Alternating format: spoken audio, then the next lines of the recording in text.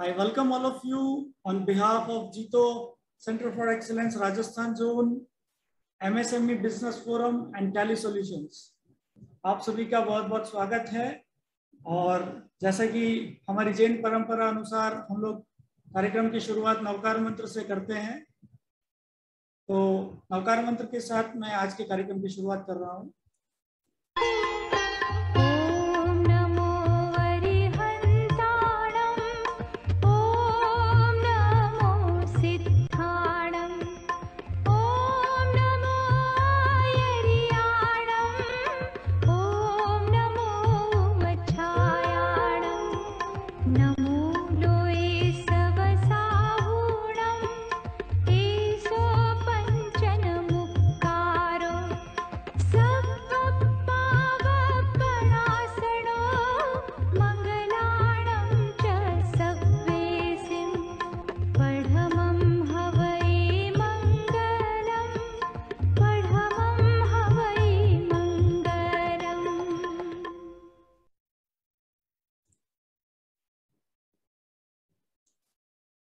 सो welcome once again.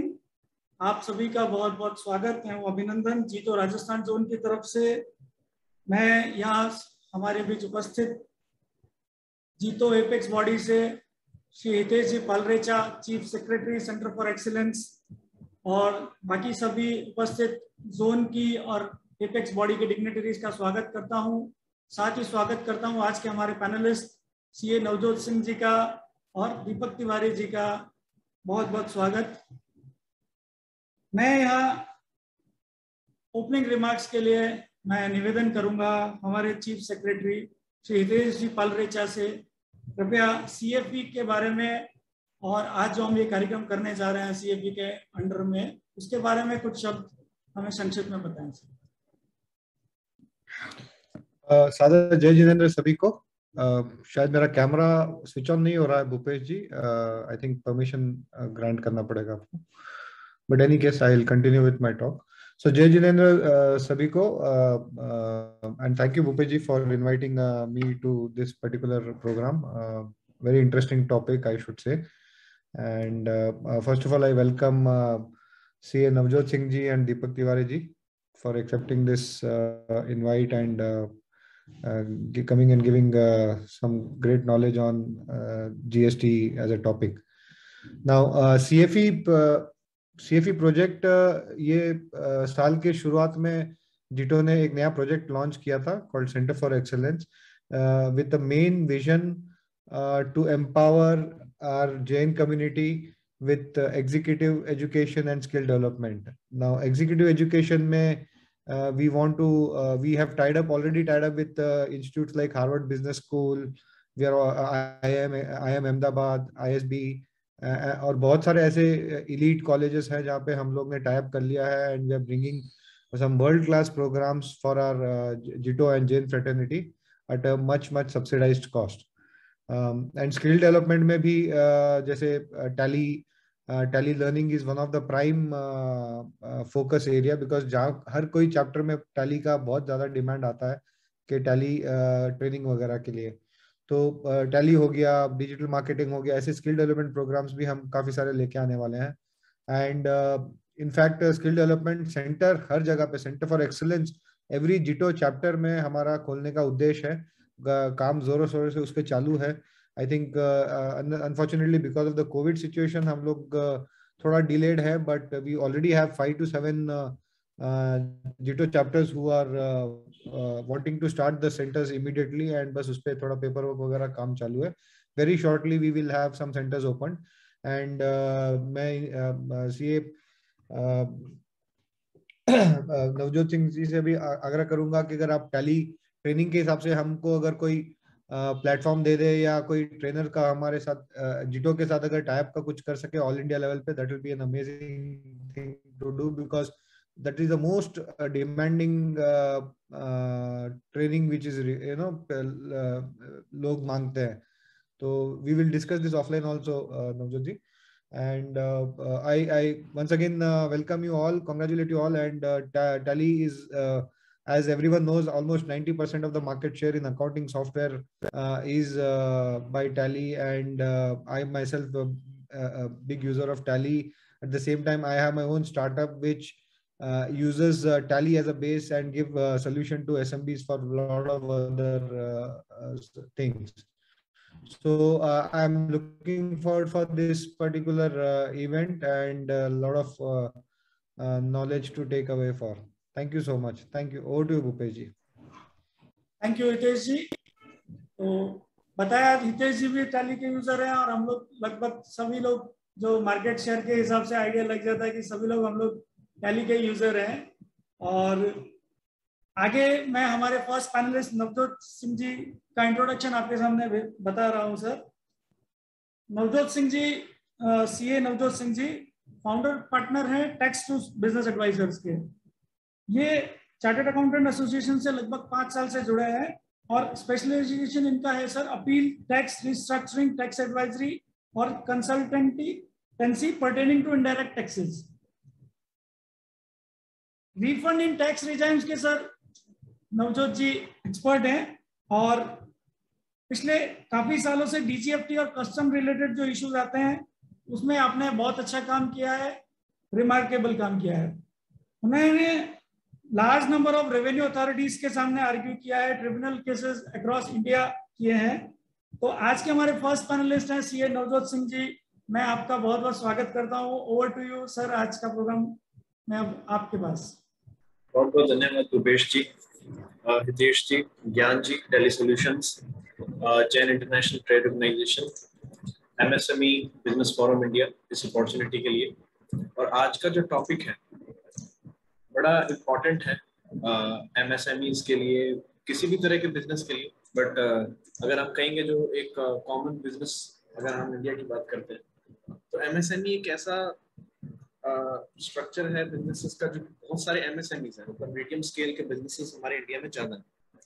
और जो problem जिस भी तरह की फेस करनी पड़ रही है जब भी हम एक बिजनेस को देखते हैं, तो मैं 3 तरह से बिजनेस को देखता हूँ, फॉरवर्ड लिंकेज और बैकवर्ड लिंकेज में।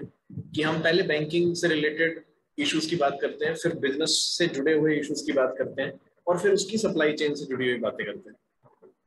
तीनों का आपस में रिलेशन, कोरिलेशन कितना अच्छा है, इसी से ही बिजनेस ग्रोथ में जाता है। अगर तीनों लिंक में से आपका अगर बैंकिंग अच्छा नहीं है तो आप बिजनेस नहीं कर पाएंगे। अगर आप लॉज फॉलो नहीं कर रहे हैं, आप टैक्सेशन के लॉज, जीएसटी के लॉज अच्छे तरीके से फॉलो नहीं कर रहे हैं, या किसी भी तरह की आपको प्रॉब्लम आ रही है किसी लॉ को फॉलो करने में जिससे आपका बिजनेस इफेक्ट होता है, तो आपको प्रॉब्लम आएगी अपने बिजनेस में। या फिर आपकी सप्लाई चेन, उसमें अगर कोई इशू है तो वो तो आपका एक कहते हैं बैकबोन की तरह। तो तीनों ही अपने आप में कहीं ना कहीं इंपॉर्टेंस रखते हैं। पिछले 4 साल में अगर हम देखें, जब से जीएसटी लॉ आया है, इतने चेंजेस इस लॉ ने देखे हैं जितने शायद इनकम टैक्स ने पिछले, जब से इनकम टैक्स 1962 से है, 1962 से है, तब से इतने चेंजेस नहीं आए जितने आई थिंक 4 सालों में आ चुके हैं। या फिर हमें इतनी आदत नहीं थी इतने कम टाइम में इतने ज्यादा चेंजेस देखने की। अब चेंजेस से होता क्या, चेंजेस होना अच्छी बात है, चेंज होना अच्छी बात है, लेकिन उस चेंज की फ्रिक्वेंसी कितनी है? उस चेंज की फ्रिक्वेंसी इतनी है कि गवर्नमेंट और टैक्स पेयर और बिजनेसमैन सबके लिए बड़ा मुश्किल हो जाता है ऐसे लॉ को फॉलो कर पाना, ऐसे लॉ को फॉलो करवा पाना।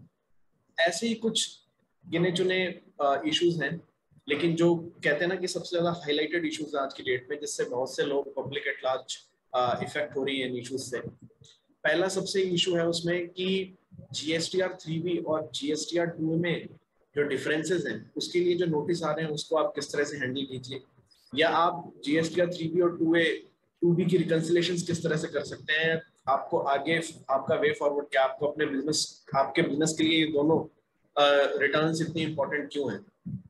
दूसरा है बैंक अटैचमेंट, कि आज की डेट में कुछ ऐसे प्रावधान है जीएसटी लॉ में जिससे कि आपका जो बैंक अकाउंट है उसको कमिश्नर, जीएसटी की अथॉरिटीज उसको अटैच कर सकती हैं। उसका मतलब है कि आप अपना बैंक अकाउंट यूज नहीं कर पाएंगे, आप उससे कुछ भी डेबिट नहीं कर पाएंगे।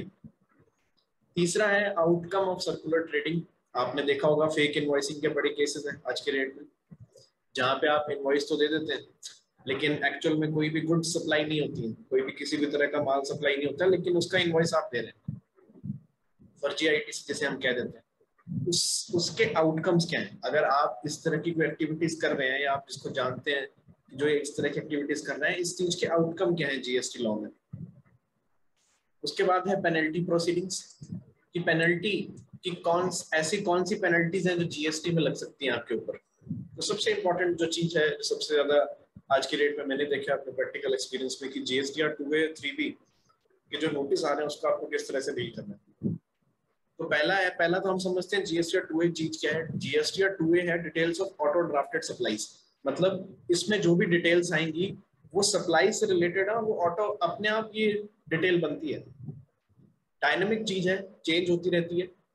जैसे ही आप एक बिजनेसमैन है, आपके सप्लायर ने जैसे ही जीएसटीआर 1 भरी, उसकी डिटेल आपके पोर्टल पे, आपके जीएसटी के पोर्टल पे जीएसटीआर 2A में रिफ्लेक्ट होनी शुरू हो जाएगी। अब वो अपनी रिटर्न 1 साल बाद भर रहा है या 9 महीने बाद भर रहा है, आपके जीएसटीआर 2A में उस इनवॉइस का पीरियड वही रहेगा जैसे मान लीजिए अप्रैल का इनवॉइस था, अप्रैल 19 का इनवॉइस है, आपके वेंडर ने रिटर्न भरी है अगले साल अप्रैल 20 में, तो अप्रैल 20 की जीएसटीआर 2A में अप्रैल 19 का ही इनवॉइस दिखाएगा।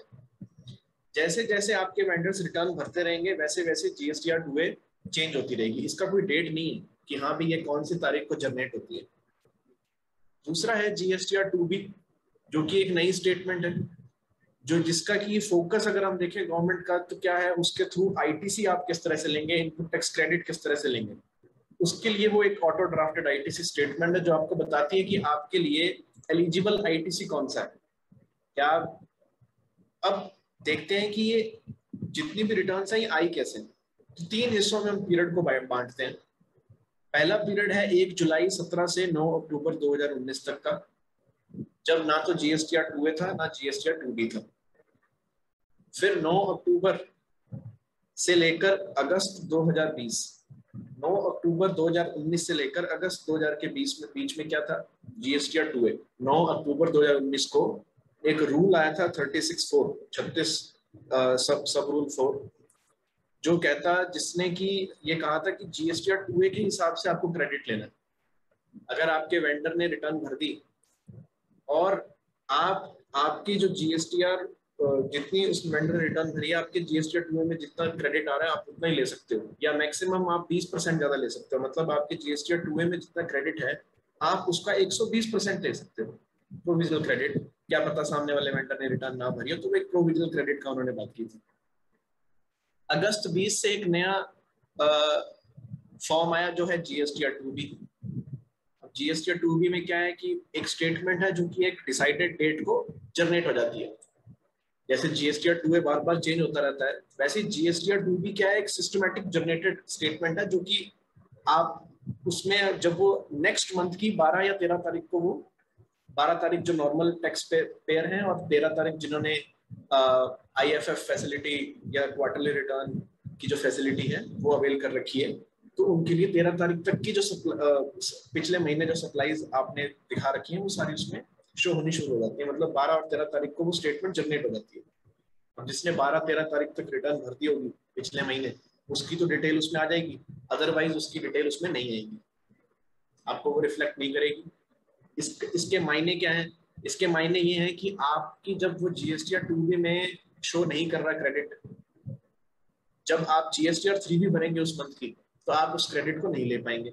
ऐसा गवर्नमेंट का कहना है अपनी एडवाइजरी के थ्रू कि आपको जीएसटीआर 2B देखते हुए ही क्रेडिट अवेल करना है। अब अगर हम थोड़ा सा लीगल वे में जाएं, क्योंकि हुआ क्या है कि जीएसटीआर 2B क्योंकि नया एक तरह से फॉर्म है जो कि अगस्त 2020 में ही आया। उससे पहले अगर हम देखें अक्टूबर 19 से लेकर अगस्त 20 तक तो जीएसटीआर 2A ही था। अब 2A और 3B में मिसमैच थे, लेकिन आप अगर 2A देखेंगे, 2A अगर पोर्टल पे देखेंगे तो 1 जुलाई से अवेलेबल है। हालांकि वो जो उससे रिलेटेड रूल है वो आया है 9 अक्टूबर को, लेकिन वो पहले से ही अवेलेबल है। तो अब हम देखते हैं कि जब हम क्रेडिट लेते हैं, जब आप हमें नोटिस भेज रहे हैं, आप कह रहे हैं कि हमारे जीएसटीआर 2A और जितना हमने क्रेडिट लिया उसमें डिफरेंस है, इसका आप रीजन बताइए हमें। तो जब हम उस डिफरेंस की बात करते हैं तो उससे पहले सवाल आता है कि भाई क्या ऐसा बेसिस है जिस बेसिस पे आप मुझे क्रेडिट देते हैं।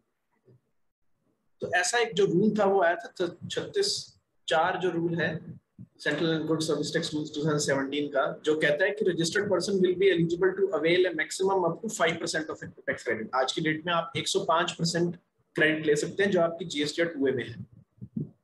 अब 36(4) में ना तो जीएसटीआर 2A का नाम है और ना ही जीएसटीआर 2B का नाम है। तो इसका मतलब क्या हुआ, आप कौन सा फॉर्म देखेंगे अपनी क्रेडिट लेने के लिए?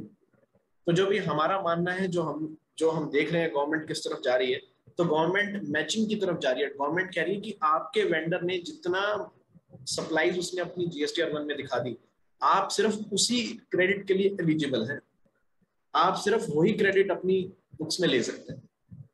आप फोकस रखिए जीएसटीआर 2B पे, क्योंकि जीएसटीआर 2A जब आया था तो 120% था प्रोविजनल क्रेडिट का प्रावधान। इसमें 120 से इन्होंने 110 कर दिया, 105 कर दिया, अब ये 100% तक ले जाएंगे। तो 100% वाला कंसेप्ट ही है जो जीएसटीआर 2B है। अब आपको इससे जुड़े हुए नोटिस में एक और चीज देखने को मिलेगी, या आप इससे जुड़े लॉ में एक और चीज इंटरेस्टिंग में जो देखने को मिलेगी, आप क्रेडिट तभी ले सकते हैं अगर आपके सप्लायर ने टैक्स गवर्नमेंट को पे कर दिया। सेक्शन 16(2)(c) कहता है ये बात कि अगर आपके सप्लायर ने टैक्स को गवर्नमेंट को दे दिया तभी वो आपके लिए एलिजिबल क्रेडिट है। अब इसके बाद दो सवाल और आते हैं कि भाई मैं अपने सप्लायर को देखता रहूंगा सारे साल कि भाई उसने रिटर्न कब भरी, उसने टैक्स कब पे किया, वो मेरा काम तो नहीं है। ये तो एक तरह से इम्पॉसिबल टास्क है। और मैं किस लेवल तक ये चीज देखूं? अगर मान लीजिए मेरे वेंडर बहुत ज्यादा है तो मैं इस चीज को मैनेज कैसे करूंगा? उसके बाद एक और सेक्शन था जो इन्होंने इस साल बजट में लोग लेके आए हैं, क्योंकि जब हम रूल 36(4) की बात करते हैं तो उससे जुड़ा हुआ कोई भी सेक्शन नहीं है जो ये इस तरह की रेस्ट्रिक्शन लगाता है। तो इन्होंने एक सेक्शन 16(2)AA इंसर्ट किया जो क्या कहता है, अगर कि सामने वाले ने इनवॉइस अपनी रिटर्न में शो कर दिया है तभी वो आपके लिए एक वैलिड क्रेडिट का डॉक्यूमेंट है, आप उस बेसिस पे क्रेडिट ले सकते हैं। ऐसा कोई भी प्रावधान इससे पहले कानून में नहीं था। ये प्रावधान सिर्फ 16(2)AA से आया, जो कि अब तक नोटिफाई नहीं हुआ है। नोटिफाई नहीं हुआ मतलब ये अब तक इस पे एनेक्टमेंट नहीं है, ये हो नहीं, सेक्शन अभी है नहीं, इसको नोटिफिकेशन के द्वारा नोटिफाई किया जाएगा। अब आप एक चीज देखिए कि सामने वाला जो सप्लायर है, आप कह रहे हैं कि जब वो टैक्स पे करेगा तभी मेरे लिए क्रेडिट एलिजिबल है, तो क्या टैक्स पे करने की कोई लिमिट होती है? टैक्स पे करने की लिमिट तो एक कहते हैं ना कि इन्होंने तो रिटर्न की लिमिट दे रखी कि भाई नेक्स्ट मंथ में आपने रिटर्न को भरना है। पेमेंट ऑफ टैक्स की कोई लिमिट नहीं है, आप एक साल बाद भरिए, लेकिन आपको इंटरेस्ट पे करना पड़ेगा। तो क्या मैं एक साल तक वेट करूं जब तक सप्लायर पैसा नहीं दे देता, मेरे लिए वो क्रेडिट एलिजिबल हो जाता है? ये अपने आप में कहते हैं ना इम्पॉसिबल चीज है। या आप सप्लायर की गलतियों के लिए रेसिपिएंट को पनिश कर रहे हैं। उसके अलावा अगर आप रिसेंटली एक मद्रास हाई कोर्ट का जजमेंट देखेंगे डीवाई बीदल एंटरप्राइजेस में, जिसमें इसी तरह की रिकवरी प्रोसीडिंग या डिमांड रेसिपिएंट को दी गई थी कि भाई आपके सप्लायर ने टैक्स नहीं पे किया, लेकिन मद्रास हाई कोर्ट ने बोला आप इस चीज के लिए पहले सप्लायर पे प्रोसीडिंग्स इनिशिएट कीजिए बजाय कि रेसिपिएंट के। तो रेसिपिएंट पे जितनी भी रिकवरी की प्रोसीडिंग थी हाई कोर्ट ने उस पर स्टे लगा दी। तो एक ओवरऑल इंटेंशन अगर हम देखें इसके पीछे, तो गवर्नमेंट ने जब जीएसटी लॉ इंट्रोड्यूस भी किया था उस टाइम पे भी इन्होंने बोला था कि हम जीएसटीआर 1 बनाएंगे आपसे, जिसमें आप आउटवर्ड सप्लाईज की डिटेल देंगे। हम आपसे जीएसटीआर 2 बनाएंगे जिसमें आप अपने इनवर्ड सप्लाईज की देंगे डिटेल्स। जीएसटीआर 3 बनाएंगे, आप टैक्स पे करेंगे, लेकिन ऐसा कुछ भी नहीं हुआ। तो जो रूल 42 है जो मैचिंग कंसेप्ट की बात करता है, जो कहता है कि भाई मैचिंग कंसेप्ट से मेरा मतलब क्या है कि आपके वेंडर ने जीएसटीआर 1 भरी, आपने जीएसटीआर 2 भरी, अगर दोनों में मिसमैच है तो दोनों को बता दिया जाएगा कि भाई ये मिसमैच है। ये गवर्नमेंट ने सोचा था, लेकिन ऐसा कुछ भी है नहीं आज के डेट में। जब इनको लगा कि ऐसा कुछ नहीं कर पा रहे हैं हम, तो इन्होंने जीएसटीआर 2A को पिक्चर में लेके आए ये लोग अक्टूबर 19 में। जब इनको लगा कि 2A से भी ये प्रॉब्लम सोल्व नहीं हो पा रही, अब ये लोग 2B को लेके आए। ये धीरे धीरे उस मैचिंग कंसेप्ट की तरफ जा रहे हैं, लेकिन आज की डेट में वो मैचिंग कंसेप्ट है नहीं, क्योंकि जब आपके पास वो नोटिस आ गया है तो हम कानून की बात करेंगे कि कानूनी तौर पे वो चीज कितनी सही है। तो इनकी इंटेंशन तो थी कि ये सब इन्होंने इम्प्लीमेंट करना है, बट ऐसा इन्होंने किया नहीं। अब अगर हम अवेलमेंट की बात करें कि सेक्शन आपको कौन सा सेक्शन है जो कि अवेलमेंट की कंडीशंस बताएगा, वो सेक्शन 43A है, जो कहता है कि आप अगर इनवॉइसेस शो नहीं भी हो रहे हैं आपकी जीएसटी में, तो आपको प्रोविजनली किस तरह से क्रेडिट लेना है। जो भी कंडीशंस उसके इर्द गिर्द जितने भी कंडीशंस आईटी से रिलेटेड, वो सेक्शन 43A में है। लेकिन जब 36(4) आया था जिसमें GST 2A की बात की गई थी, क्योंकि उस टाइम पे GST 2A था, हालांकि GST 2A का उसमें जिक्र नहीं है 36(4) में, तो 36(4) ये लोग लेके आए थे सेक्शन 164 से। अब अगर हम देखें तो 36(4) इनको लेके आना चाहिए था कायदे से 43A के साथ जोड़कर, लेकिन इस सारी पूरी चीज में ना तो सेक्शन का रूल के साथ कोरिलेशन है, ना रूल का ग्राउंड रियलिटी के साथ कोरिलेशन है। बस ये लोग एक सिर्फ अपनी इंटेंशन को प्रूव करने में लगे कि भाई हमारी इंटेंशन मैचिंग कंसेप्ट की तरफ है। अब उसमें चाहे एक बिजनेसमैन को कितनी भी प्रॉब्लम आए, आप 2.5 साल बाद एक रेसिपिएंट को कह रहे हैं कि आपके सप्लायर ने रिटर्न नहीं भरी थी इसलिए हम आपको क्रेडिट डिनाई कर रहे हैं, चाहे आपके पास वैलिड डॉक्यूमेंट्स हैं उससे रिलेटेड। तो लॉजिकली भी और लीगली भी ये चीज गलत है जो डिपार्टमेंट कर रहा है नोटिस भेज के। अब हमें आगे क्या करना है? अब आप नोटिस को तो आप लीगली उसका जवाब बना के दे देंगे कि इसमें क्या प्रॉब्लम थी और आप इसको किस तरह से सॉल्व कर रहे हैं, लेकिन आपके लिए वे फॉरवर्ड क्या, आप आगे के लिए क्या करें? अगर आपका डेटा बहुत ज्यादा है तो आप उसको मंथली अपनी बुक्स को और GST 3B को रिकंसाइल कीजिए कि क्या वो सारे इनवॉइसेस को आपने सही से अकाउंट फॉर कर लिया है, अकाउंट फॉर करने के बाद उसका सही से क्रेडिट ले लिया है GST 3B का। इसमें आप अगर टैली भी देखेंगे तो टैली का भी जो सॉफ्टवेयर है इंटीग्रेटेड सॉफ्टवेयर है, तो जो भी आप डेटा जाते हैं वो ऑटोमेटिक एक आपको 3B की डिटेल बना देता है, तो वो भी एक आपके लिए बहुत मददगार साबित होगा। उसके अलावा क्या है, आप GST 3B और GST 2A को भी रिकंसाइल कीजिए। हालांकि मैं तो कहता हूँ कि आप GST 2B के हिसाब से क्रेडिट लीजिए, लेकिन आपको रिकंसिलेशन 3B और 2A की भी बनानी है। उसके बाद आप 2A और 2B को भी देखिए, और जो वेंडर आपको लगता है कि लेट रिटर्न भर रहे हैं जिसकी वजह से आपको लॉस हो रहा है हर महीने, आपका क्रेडिट 1 महीना डिले हो रहा है, आप उनको बोलिए कि वो टाइम से रिटर्न भरे। यही आप कर सकते हैं, लेकिन आपको क्रेडिट उसी के हिसाब से लेना है। अब अगर हम अगले एक टॉपिक की बात करें, वो है बैंक अटैचमेंट। बैंक अटैचमेंट से मेरा मतलब क्या है? जैसा कि मैंने आपको बताया कि भाई आपकी एडजुडिकेशन होने से पहले आप पे कोई डिमांड अभी तक रेज भी नहीं हुई है, किसी ने बोला नहीं है कि आपको इतने पैसे देने हैं गवर्नमेंट को, उससे पहले भी आपका बैंक अकाउंट अटैच हो सकता है। क्या पता आपने कोई ऐसी गलती की है जो कि इस सेक्शन में लिखी हो, इस वजह से आपका बैंक अकाउंट अटैच किया जा सकता है, आप उसके बाद अपने बैंक अकाउंट का इस्तेमाल नहीं कर पाएंगे। अगर आप ऑर्डर 38 देखें, rule 5 of code of civil procedure CPC, वो भी कहता है कि भी आपकी अटैचमेंट हो सकती है प्रॉपर्टी की बिफोर जजमेंट। हालांकि सुप्रीम कोर्ट का एक जजमेंट है रमन टैग का, जिसमें कि सुप्रीम कोर्ट ने बोला था कि ये पावर जो है ये बड़ी टेक्निकल पावर है, इसको एक्सरसाइज अगर आप कर रहे हो तो आप सिर्फ इस वजह से नहीं करोगे इसकी कि भी आपने सिर्फ उस पर केस फाइल कर दिया और आप उसकी प्रॉपर्टी अटैच कर दो। आपको अपने हैरे का इस्तेमाल करना है, आपको अपनी समझ का इस्तेमाल करना है कि आप उस व्यक्ति का बैंक अकाउंट अटैच क्यों कर रहे हैं। अब प्रॉब्लम क्या है इस सेक्शन से जुड़ी हुई जो मैं डिस्कस करना चाहता हूँ, वो ये है कि जब हम पुराने सेक्शन की बात करते हैं, पुराने सेक्शन से मेरा मतलब ये है जो आपकी स्क्रीन पर है, ये इसकी लैंग्वेज पहले हुआ करती थी, जो कहती थी कि किसी भी इंसान पे अगर section 62 assessment of return, section 63 assessment of non filers, 64 best judgment assessment या फिर इंस्पेक्शन के केसेस हो, डिमांड रिकवरी 73 74 से जुड़े हुए केसेस हो, अगर ऐसे कोई भी केसेस अगर आप पे चल रहे हैं जो पेंडिंग है, यहाँ पे वर्ड यूज हुआ है जो कि पेंडिंग है, तो commissioner is of the opinion, commissioner सोचेगा कि भाई इससे अगर मेरे को अपना इंटरेस्ट बचाना है रेवेन्यू का, उसको लगता है कि ये इंसान कल को भाग सकता है, ये इंसान कल को लाइबिलिटी पे नहीं करेगा, तो उससे बचने के लिए वो आपका बैंक अकाउंट अटैच कर सकता है। अब इसमें प्रॉब्लम कहाँ से स्टार्ट हुई है? प्रॉब्लम हुई है अब इन्होंने सेक्शन पूरा ही चेंज कर दिया, जिसमें कि इन्होंने वर्ड पेंडिंग को हटा के लिख दिया इनिशिएशन। अब पेंडिंग का मतलब होता है कोई चीज पेंडिंग है आप पे, मतलब कोई चीज शुरू हुई थी वो चल रही है अभी वो पेंडिंग है।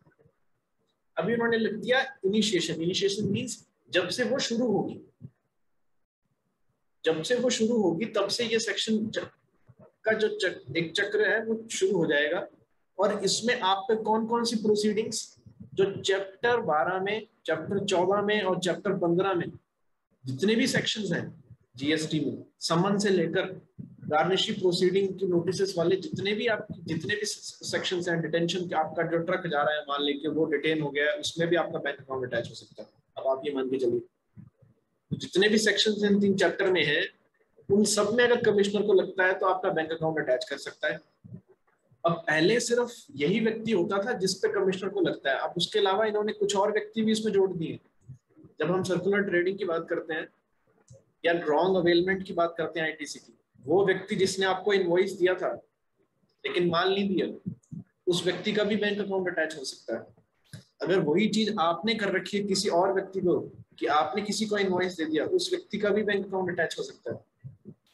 तो इन्होंने टैक्सेबल पर्सन को तो रखा ही रखा जिसपे की डिपार्टमेंट प्रोसीडिंग्स कर रहा है, लेकिन उससे जुड़े हुए लोग जो सेक्शन 122 सब सेक्शन 1A में मेंशन है, जो मैंने आपको अभी बताया, वो लोग भी आ जाएंगे इसमें, उनका बैंक अकाउंट भी अटैच हो सकता है। इसमें जो सबसे ज्यादा प्रॉब्लमेटिक चीज है वो ये है कि इन चैप्टर में से सेक्शन 70 भी है जिसमें समन के बारे में लिखा गया। मतलब अब अगर हम देखें सेक्शन को, तो सेक्शन 70 जिसमें कि एक डिपार्टमेंट अथॉरिटी किसी को भी समन द्वारा बुला सकती है, तो उस समन के इशू करने के बाद भी आपका बैंक अकाउंट अटैच हो सकता है। मतलब ये सेक्शन इतना खतरनाक हो चुका है। अब अगर आप देखेंगे सेक्शन 83 से जुड़ी हुई सीबीआईसी है, जो बोर्ड है, उसने भी गाइडलाइंस इशू की थी कि जो कमिश्नर है वो फैक्ट्स को देखेगा, पहले एग्जामिन करेगा, अगर उसको लगता है कि भी हाँ ये बहुत ज्यादा नेसेसरी है तभी ये इस सेक्शन का इस्तेमाल किया जाएगा। क्योंकि जब हम बात करते हैं नेसेसरी की, जब हम बात करते हैं कि ये बेहद जरूरी है, तो वो अगर वो बेहद जरूरी है तो उससे जुड़े हुए सारे फैक्ट्स पता होने चाहिए, वो इतने अपने आप में सॉलिड फैक्ट्स होने चाहिए कि हाँ भी कमिश्नर को लगता है, कमिश्नर के पास एविडेंस है कि ये व्यक्ति कल को हमें लॉस करवा सकता है, ये व्यक्ति कल को टैक्स नहीं पे करेगा, ये व्यक्ति कल को हमारा साथ नहीं देगा जो हम इसकी एडजुडिकेशन कर रहे हैं, जो हम इसकी असेसमेंट कर रहे हैं। केवल उन्हीं विषयों में ही बैंक अकाउंट अटैच किया जाना चाहिए। अब ये सुप्रीम कोर्ट का भी अगर हम जजमेंट देखें, Radha Krishna industries versus state of Himachal Pradesh, अगर आप देखेंगे सुप्रीम कोर्ट के बहुत कम जजमेंट्स हैं जीएसटी में, अरेस्ट से जुड़े हुए, सेक्शन 67 इंस्पेक्शन से जुड़ा हुआ, या फिर ये अरेस्ट बैंक अटैचमेंट 83 से जुड़ा हुआ। तो सुप्रीम कोर्ट ने भी बोला था कि ये सेक्शन अपने आप में बड़ा खतरनाक सेक्शन है और इसको इस्तेमाल करते टाइम कमिश्नर को सारे फैक्ट्स ध्यान में रखने चाहिए और तभी करना चाहिए जब इसके अलावा उसके पास कोई और रास्ता नहीं है। कि अगर आपने सिर्फ उस पर प्रोसीडिंग्स इनिशिएट कर दी है, मतलब आपने किसी व्यक्ति पे कोई भी किसी भी तरह की कार्यवाही शुरू कर दी है, सिर्फ यही अपने आप में एक रीजन नहीं है कि आप उसका बैंक अकाउंट अटैच कर देंगे। अब इसके अलावा जो प्रोसीजर इसमें जुड़े हैं वो भी इतने ज्यादा, एक कहते हैं ना कि हेल्पिंग किस्म के नहीं है, जो क्योंकि उसमें जब भी आपका बैंक अकाउंट अटैच होगा किसी कारणवश, जो कि कारणवश उन चैप्टर्स में सेक्शंस जो लिखे गए हैं उसके द्वारा, तो आपको DRC 22 देना होगा डिपार्टमेंट को, एक फॉर्म है DRC 22 जो देना होगा। ये DRC 22 भी आपको देने की जरूरत नहीं है उनको, ये कहीं भी प्रावधानों में नहीं लिखा हुआ है रूल 159 में। डिपार्टमेंट को ये DRC 22 सिर्फ रेवेन्यू अथॉरिटी को देना है जिसने आपका बैंक अकाउंट, जिसके थ्रू उसने आपका अकाउंट अटैच करवाना है। और जो सेक्शन 83 है वो सिर्फ बैंक अटैचमेंट की बात नहीं करता, वो किसी भी तरह की प्रॉपर्टी के अटैचमेंट की बात करता है, प्रोविजनल, मतलब फॉर द टाइम बीइंग, जब तक आप पे वो कार्यवाही पूरी नहीं हो जाती तब तक हम उसको अटैच रखेंगे, तब तक कमिश्नर का राइट होगा उस प्रॉपर्टी पे। तो DRC 22 दिया जाएगा बैंक को कि भाई आप इस फला व्यक्ति का, जिसका की पैन नंबर ये है, आप इसका अकाउंट अटैच कर दीजिए, उसको रीजन भी देने की जरूरत नहीं है उसमें।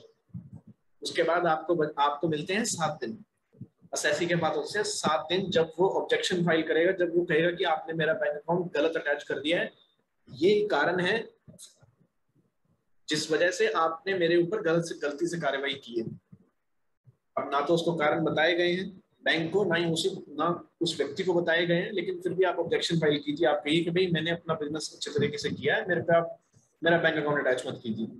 कमिश्नर को लगता है तो वो DRC 23 में आपका बैंक अकाउंट रिलीज कर देगा। लेकिन देखा ऐसा गया है कि बैंक अकाउंट अटैच होने के बाद बहुत लंबा वक्त लग जाता है कि जिसमें आपका बैंक अकाउंट अटैच ही रहता है, चाहे आपने कुछ किया हो चाहे आपने कुछ नहीं किया।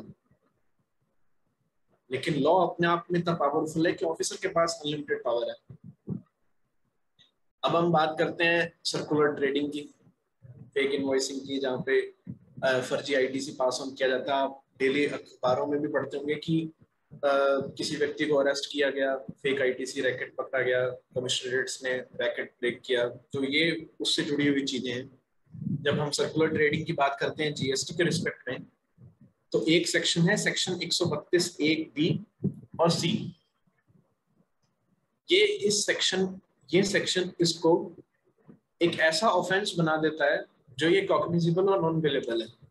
एक सर्टेन अगर अमाउंट से आपका ज्यादा का क्राइम है तो जीएसटी अथॉरिटीज को, तो सर्कुलर ट्रेडिंग से जुड़ा हुआ एक कानून जो मैं कह रहा था सेक्शन 132 में है, अगर एक आपका जो ऑफेंस है वो एक अमाउंट से बड़ा ऑफेंस है तो उसको कॉग्निजिबल और नॉन बेलेबल, मतलब जीएसटी अथॉरिटीज को आपको अरेस्ट करने के लिए बेल वारंट की भी जरूरत नहीं है, वो आपको अरेस्ट कर सकते हैं। अब सेक्शन 132 बी और सी में क्या लिखा गया है कि अगर आप कोई भी इनवॉइस इशू करते हैं बिना सप्लाई के, आप कोई भी आईटीसी अवेल करते हैं बिना इनवॉइस के, उस केसेस में आपका जो ये ऑफेंस है कॉग्निजिबल और नॉन बेलेबल होगा।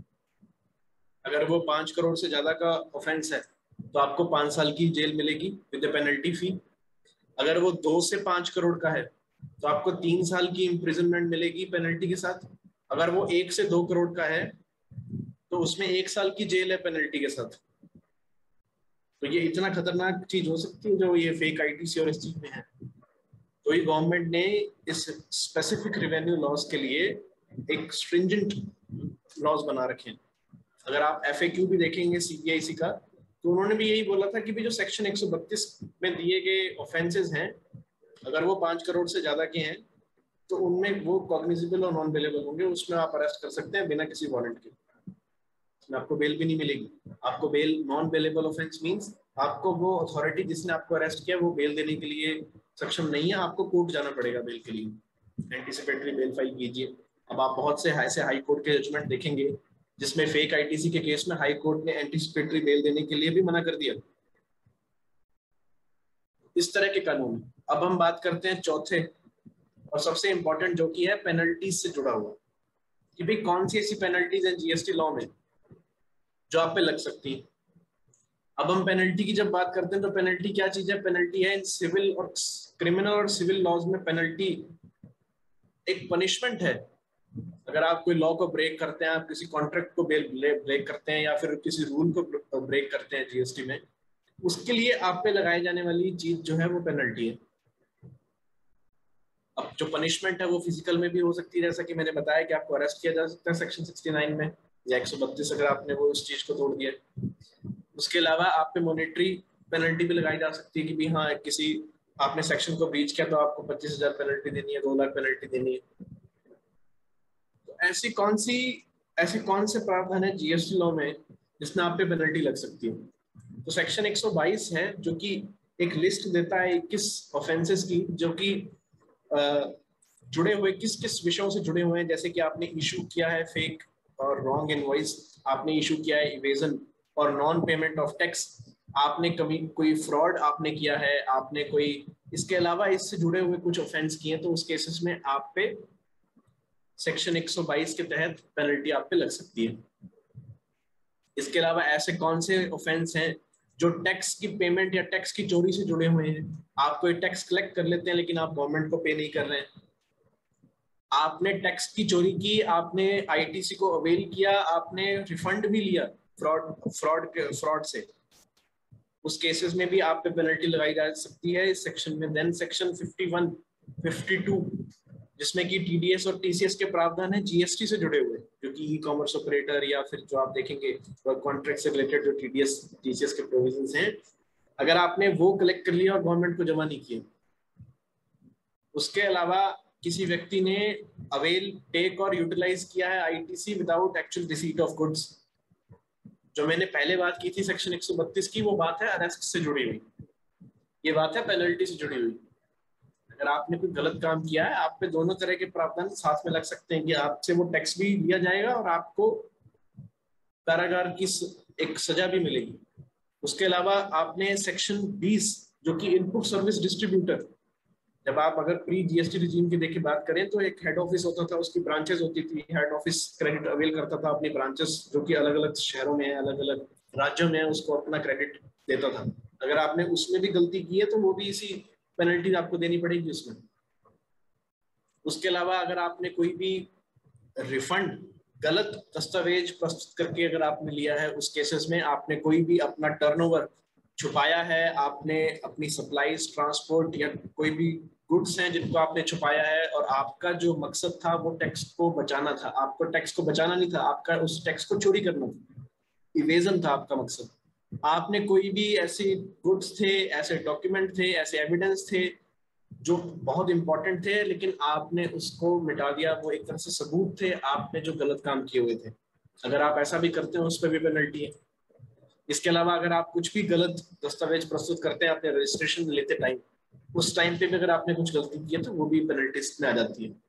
उसके अलावा अगर आप किसी ऑफिसर, जीएसटी ऑफिसर को काम करने से रोकते हैं, उसको अपनी ड्यूटी करने से रोकते हैं, जैसे कि 68 में अगर आपका, जैसे आप अपना माल बेचते हैं, आपका ट्रक डिटेन हो सकता है, तो ट्रक डिटेन करते टाइम अगर आप उस ऑफिसर की बात नहीं मानेंगे, आप उस ऑफिसर की बात नहीं सुनेंगे, तो भी आप पे पेनल्टी लग सकती है।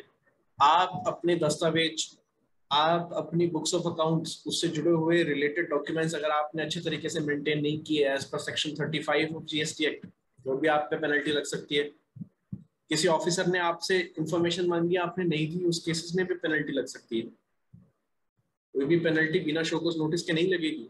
कोई भी डिमांड जीएसटी लॉ में बिना शोकोस के नहीं आ सकती, चाहे वो इंटरेस्ट से जुड़ी हो, चाहे टैक्स से जुड़ी हो, चाहे पेनल्टी से जुड़ी हो। आपको कारण बताओ नोटिस दिया जाएगा, लेकिन ये पेनल्टीज हैं जो हर एक पहलू जो जीएसटी से जुड़ा हुआ है उसमें आप पे लग सकती हैं। उसके अलावा अगर ये 21 ऑफेंसेस की लिस्ट में आपने कुछ ऐसा कर दिया जो कि इन 21 में नहीं है, तो जनरल पेनल्टी का भी प्रावधान है सेक्शन 125 में, जो कहता है कि 25,000 की पेनल्टी आप पे लग सकती है अगर आपने किसी भी इस एक्ट के रूल का कंट्रावेंशन किया है। ये तो वो चुनिंदा विषय थे जिसपे कि बिजनेस एट लार्ज इफेक्ट हो रहा है। इसके अलावा भी कुछ ऐसे विषय हैं जिसपे डे टू डे बेसिस पे आप देखेंगे बहुत डिबेट है, डिस्प्यूट है, जैसे क्लासिफिकेशन के इश्यूज हो, किसी गुड्स को, किसी सर्विस को कौन से एचएसएन में क्लासिफाई करना है, वह सही तरीके से नहीं दिया गया है। एडवांस पे टैक्स देना हो, स्टॉक ट्रांसफर पे टैक्स देना हो। आप देखेंगे कि अगर आप विदिन, अगर आपकी कोई ब्रांच है जो कि आप दिल्ली में बैठे हैं और अपने आप उत्तर प्रदेश की अपनी ब्रांच को गुड्स भेज रहे हैं, तो आपको टैक्स लगाना है उस पर। ये कहाँ तक सही है या कहाँ तक सही नहीं है, इस पर भी एक विवादास्पद चीज रहती है, क्योंकि हम मानते हैं कि वैट के टाइम पे भी स्टॉक ट्रांसफर और ब्रांच ट्रांसफर पे लगता था, बट वो चीज जीएसटी में किस तरह से इम्प्लीमेंट हो रही है, वो बड़ा प्रॉब्लमेटिक सिचुएशन है छोटे बिजनेसमैन के लिए। उसके अलावा टैक्स ऑन एडवांस सर्विसेज के केस में छोटे स्टार्टअप्स अगर आप देखेंगे, एमएसएमई जो अपनी तरह तरह की सर्विसेज प्रोवाइड करते हैं, उस केसेस में अगर उनको कोई एडवांस मिलता है तो आपको उस पर भी टैक्स देना है, जबकि वो सप्लाई एक्चुअल में तो हुई नहीं अभी, उस कंसिडरेशन पे आपको टैक्स दे देना। उसके अलावा एडवांस रूलिंग का कंसेप्ट है कि आप सरकार के पास जाते हैं अपने कुछ क्वेश्चंस लेकर के भी मुझे इनका आंसर चाहिए। अब वो हर राज्य का अपनी अपनी एक अथॉरिटी है एडवांस रूलिंग। बहुत से ऐसे विषय हैं जिसपे सबके मत आपस में मिलते नहीं है। आप देखेंगे कि महाराष्ट्र के एडवांस रूलिंग ने किसी टॉपिक पे कुछ बोल रखा है, हरियाणा की ने कुछ बोल रखा है, तो वो उससे प्रॉब्लम रिजॉल्व नहीं हो रही है बल्कि प्रॉब्लम बढ़ रही है। जैसा आप देखेंगे डायरेक्टर की सैलरी पे जीएसटी लगना चाहिए, आरसीएम में नहीं लगना चाहिए। इस पे सबके अलग अलग एडवांस रूलिंग के अलग अलग मत थे, अलग अलग रीजंस थे कि क्यों लगना चाहिए, क्यों नहीं लगना चाहिए। तो वो एक बड़ा प्रॉब्लमेटिक चीज हो जाती है बिजनेसमैन के लिए। उसके अलावा ट्राइब्यूनल नहीं है अब तक, जीएसटी का कोई भी ट्राइब्यूनल नहीं है अब तक। 4 साल हो चुके हैं जीएसटी लॉ को आए हुए, ट्राइब्यूनल के रूल्स भी बन चुके हैं, और इतने टाइम के बाद भी ट्राइब्यूनल नहीं है। उससे होता क्या है कि आपके पास सिर्फ एक ही रेमेडी है। आपके पास ऑर्डर आया, आपने कमिश्नर अपील फाइल की, उसकी फर्स्ट अपील फाइल की, उसके बाद आपको सिर्फ हाई कोर्ट जाना है। ट्राइब्यूनल है ही नहीं।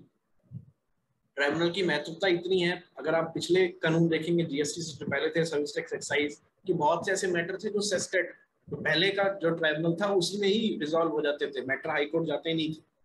लेकिन अभी वो लीगल रेमेडी आपके पास नहीं है, जिससे कि बहुत ज्यादा हाई कोर्ट की रिट फाइल होती है। हाई कोर्ट में रिट आर्टिकल 226 में, जो कि असेसी को नेचुरल जस्टिस ना मिलने पर, उसको लीगल रेमेडी ना अवेल एग्जॉस्ट करने पर अगर वो जा सकता है हाई कोर्ट, वो बहुत ज्यादा फाइल होती है। तो टेक्निकल प्रॉब्लम है तो चले जाते हैं लोग, कोई लीगल प्रॉब्लम है तो भी असेसीज को जाना पड़ रहा है। उसके अलावा जीएसटी काउंसिल और सीबीआईसी में उस तरह का एक कहते हैं ना कि कोऑर्डिनेशन नहीं है। कि वो टैक्स पेयर की प्रॉब्लम्स को रेगुलर बेसिस पे, मंथली बेसिस पे, एटलीस्ट क्वार्टरली बेसिस पे उसको रिजॉल्व कर पाए। जीएसटी काउंसिल की अगर आप मीटिंग देखेंगे पिछले 1 साल में, तो 2 या 3 बार हुई है मुश्किल से, उसमें भी सारे विषयों को नहीं लिया गया। उसके अलावा जीएसटी रजिस्ट्रेशन की थ्रेशोल्ड जिसको इंक्रीज किया जा सकता है, जिसमें एग्जम्पशंस दी जा सकते हैं कुछ ऐसे बिजनेसेस में जिनका पूरा मैकेनिज्म, बिजनेस को चलाने का तरीका थोड़ा सा इस तरह से नहीं है कि वो जीएसटी लॉज को फॉलो करके उस बिजनेस को चला सके। आप रेगुलेशन इंप्लीमेंट कर सकते हैं, आप रेगुलेशन को थोप नहीं सकते हैं किसी पे भी उस बिजनेस को खत्म करने के लिए। अगर आप देखेंगे जो टेक्सटाइल बिजनेस है या टिम्बर बिजनेस है, तो जीएसटी में आने के बाद कुछ ऐसे प्रावधानों को इनको ध्यान रखना चाहिए था कुछ ऐसे ही बिजनेसेस का, कि भी वो लॉ भी फॉलो हो जाए और बिजनेसमैन को भी प्रॉब्लम ना आए। उसके अलावा एग्जम्पशन से जुड़े हुए जितने भी डिस्प्यूट हैं उसको रिजॉल्व किया जाना चाहिए। आप कोई ऐसी सर्विस दे रहे हैं, आप कोई ऐसा गुड्स दे रहे हैं जिसपे जीएसटी नहीं लगना चाहिए, लेकिन उसको लेकर कुछ प्रॉब्लम है, उसको लेकर कुछ डिस्प्यूट है, तो गवर्नमेंट को देखना चाहिए कि अगर वो dispute eight public at large, बहुत सारे बिजनेसमैन को अगर एक साथ उनके लिए वो प्रॉब्लम है, ठीक है, तो उसमें भी उनको एक रिजॉल्विंग काइंड ऑफ नेचर का इस्तेमाल करना चाहिए। ये मेरी तरफ से था। अगर आपको कोई भी डाउट है इन टॉपिक से जुड़े हुए, जो विषय हमने आज लिए हैं इनसे जुड़े हुए कोई भी डाउट्स अगर आपके, इसके अलावा भी जीएसटी से रिलेटेड आपके कुछ भी डाउट्स हैं, तो आप चैट बॉक्स में अभी आप क्वेरी पूछ सकते हैं। उसके अलावा आप मेरे को दिए गए नंबर पे भी कांटेक्ट कर सकते हैं।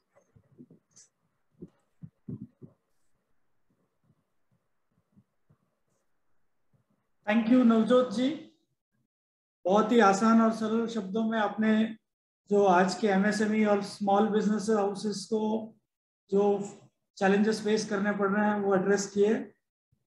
2B, 3B और 2A का डिफरेंसेस, ये सब जो है ये मेजर चैलेंजेस हो गए। एक छोटा बिजनेसमैन जो डेली अकाउंटेंट पे डिपेंडेंट रहता है, अब उसके लिए ये कि इनपुट जितना मिल रहा है वो कम है और हमारे जो बिल आए हैं वो ज़्यादा है, 2-4 दिन आगे पीछे अगर रिटर्न बढ़ता है बट सेलर तो उसका इनपुट नहीं मिल रहा है। काफ़ी सारे चैलेंजेस हो गए हैं, लेकिन टैली का सपोर्ट है और काफ़ी सारे ऐसे सॉफ्टवेयर डेवलप हो गए हैं कि अब उनको इमीडिएटली मैच कर सकते हैं, रिकनसाइल करके आप उन्हें ठीक कर सकते हैं। तो sir thank you so much Navjot ji, बहुत बहुत धन्यवाद आपका। मैं आगे बुलाना चाहूंगा दीपक जी तिवारी, जो कि जोनल एजीएम है टैली सॉल्यूशंस में। दीपक जी का इंट्रोडक्शन मैं आपके सामने रख रहा हूँ। टैली सॉल्यूशंस में प्रोडक्ट एक्सीलेंस में नॉर्दर्न इंडिया रीजन में ये वर्क देख रहे हैं और इनका एक्सपर्टाइज है वो जीएसटी नॉलेज पे ही है और टैली प्रोडक्ट्स और इनके डोमेन पे है। उनका ये 6 साल से बैकग्राउंड चल रहा है और आज वह हमें अभी जो टैली के नए रिलीजेस और फंक्शनलिटी आई है टैली प्राइम 2.0 जो कि एक रिच प्रोडक्ट है, उसके बारे में हमारे से बात करने से वाले हैं। तो I welcome Deepak ji, over to you sir.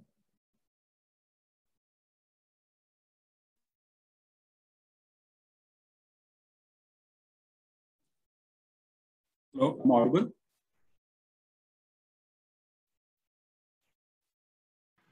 Yeah. Okay. So, one more confirmation: is my screen is visible to everyone? Yeah, it's visible. Yes, Deepak ji, yes. Okay, fine. So, very good afternoon, everyone. Myself Deepak Tiwari. First of all, I would like to thanks for giving us the opportunity to be here.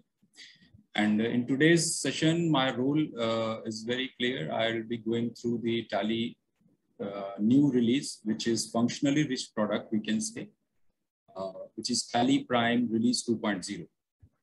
Tally बहुत ही well known brand है, क्योंकि 30 साल से ज़्यादा market में है और मेरे ख्याल से आज जो लोग इस इवेंट में पार्टिसिपेट कर रहे हैं उनमें से भी बहुत से लोग, मेरी ऐसी उम्मीद है कि वो लोग टैली यूज कर रहे हैं। तो टैली ने अपना एक नया वर्जन लॉन्च किया है जो कि टैली प्राइम है। पहले टैली ईआरपी आता था, now it is tally prime.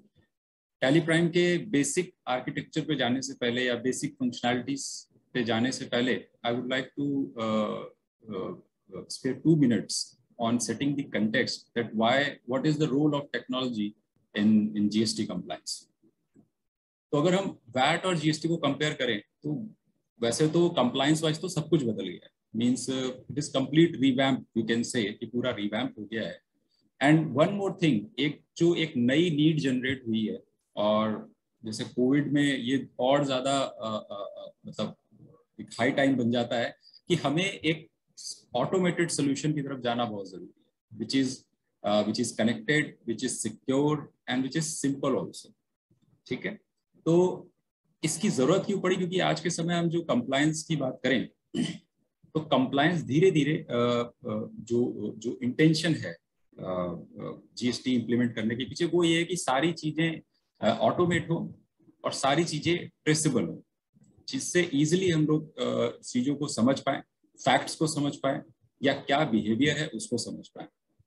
और आज हम देखें तो जैसे GSTR1 हो गया, आपकी 3B हो गई, वे बिल हो गया और ई इनवॉइस हो गया. All these are available on portal, and आप जो है ऑफलाइन का कोई मोड नहीं रह गया, क्योंकि ऑफलाइन मोड में ट्रैकिंग नहीं हो पाती है, और ऑनलाइन करने के पीछे इसका यही पर्पज है. Now we come to the why technology. अब आज के समय में अगर हम मैनुअल वर्क सारा करें तो एक नॉर्मल पर्सन को अपनी इनवॉइस बनाने के बाद वे बिल की डिटेल को पोर्टल पे खुद डालना पड़ेगा, उसके बाद ई इनवॉइस अगर है तो ई इनवॉइस की डिटेल को पोर्टल पे खुद डालना पड़ेगा. तो यानी कि जितने ज्यादा एफर्ट आप लगाओगे उतनी ज्यादा पॉसिबिलिटीज होती है, there is a possibility of manual errors. में भी हो सकता है जल्दी जल्दी में कहीं ना किसी जगह पे कोई ना कोई गलती हो जाए. और जिस तरीके से हम वैट में बिजनेस करते थे, अब जीएसटी में इट इज कम्प्लीटली चेंज्ड. एक कंप्लीट शिफ्ट है यहाँ पर. जो हमारा एफर्ट, जो तरीका था बिजनेस, जो प्रैक्टिसेस थी बिजनेस की, वो बिल्कुल चेंज हो गई है. सो नाउ हमारा जो ट्रेडिशनल अप्रोच होता था कंप्लायंस को फुलफिल करने का, उसे भी चेंज करने का समय अब आ गया है. ठीक है, तो here I will that's the context of why technology. Now I'll come to the product part. So in Tally product, which I said कि Tally जो है, जो release 2.0 है या Tally Prime है, अगर पूरे product की बात करें, तो ये basically it is simpler than the previous product. It has the powerful connected services, and it has the facility or the capability to secure your data on the book. So these are the three capability which we will discuss today. लेकिन ऐसा नहीं है कि सिर्फ यही तीन ऐसी खासियत है जो टैली प्राइम में है. इसके अलावा और भी बहुत सारी चीज, जैसे कि अभी सर भी कह रहे थे कि आज के समय कंप्लायंस को फुलफिल करना मतलब उतना इजी नहीं हो गया है. बट अगर हमारे साथ एक राइट बिजनेस कंपेनियन हो जो हमारे लिए कंप्लायंस को सॉल्व करे, कंप्लायंस की प्रॉब्लम को सॉल्व करे, कंप्लायंस को फुलफिल करने में हमारी मदद करे, एंड ऐसा solution which is complete, connected and compliant. अगर किसी पर्टिकुलर प्रोडक्ट के अंदर ये तीन फैसिलिटीज हैं तो definitely that would be the best business companion to solve your compliance requirement or to fulfill your compliance requirement. Okay, so I'll move ahead to my product presentation. So in today's session, we will cover these topics. First, we will start with e-way bill generation, and along with that, we'll see if a business needs to generate e-invoice along with way bill, तो किस तरीके से हम उसको कर सकते हैं. And that all is automated solution. Means you need not to go to the NIC or Waybill portal anywhere. Each and everything will happen within the product, right from generation to cancellation or extension of e-Waybill, if it is. Next topic would be Tally Prime Simplify the Simplest, in which we will say we will see that the new option which is called Save View. So इसकी ज़्यादा clarity तब हो पाएगी जब हम इसको product के अंदर देखेंगे. And the last but not least, we will explore the Tally reports in browser. That is a very beautiful and very useful feature that you can see your report on your mobile devices, okay, on your laptop, okay, and on any device जिसके ऊपर कोई browser access हो, जैसे कि Chrome हो, Firefox हो, और correct लोगो, कुछ भी, कोई भी अपना एक ब्राउजर उसके अंदर होना चाहिए और आप बहुत इजीली ऑन द मूव कहीं पर भी रहकर अपने डेटा को एक्सेस कर सकते हैं, अपने रिपोर्ट्स को एक्सेस कर सकते हैं. तो भी my presentation will cover these three parts and that all will happen is possible within the product. So let's explore. So if I talk about the pillars of Tally Prime release, there are three pillars. First one is powerful connected services, as we have seen in the agenda. The first topic, simplify the simplest. Second topic, and the secured access data on the move. These are the basic three pillars. So today we will see only three features, and there are many more to discuss, but due to time limit, time constraint, I cannot extend the topics. So we may have another session on the same topics with the different features. So first is the powerful connected services. So here, as topic is self-explanatory, we are going to discuss about the e-waybill. I'll not go into the domain part. So first we will see that how one can generate e-waybill along with e-invoice from Tally software. So let's go to the product part. Okay. So here I have a company called Starlit Infotech. क्योंकि समय कम है इसलिए मैंने basic data already बना के रखा हुआ है ताकि मैं आपको डायरेक्ट डेमोन्स्ट्रेशन जो है वो दे सकूं. Okay. So let's say I am here preparing an invoice. The party.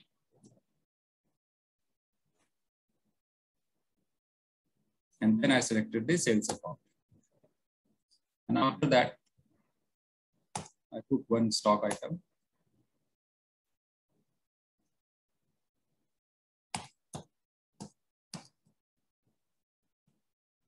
And another one.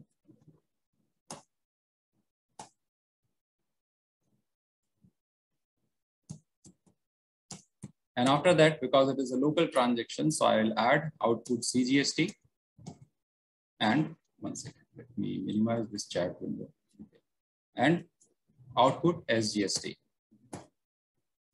And after that, the moment the threshold is crossed, जो थ्रेशोल्ड लिमिट सेट की गई है 50,000 की, कुछ स्टेट्स में इंट्रा स्टेट मूवमेंट यानी कि with in state movement की जो लिमिट है वो बढ़ाई भी गई है, बट इंटर स्टेट मूवमेंट के लिए वो 50,000 है.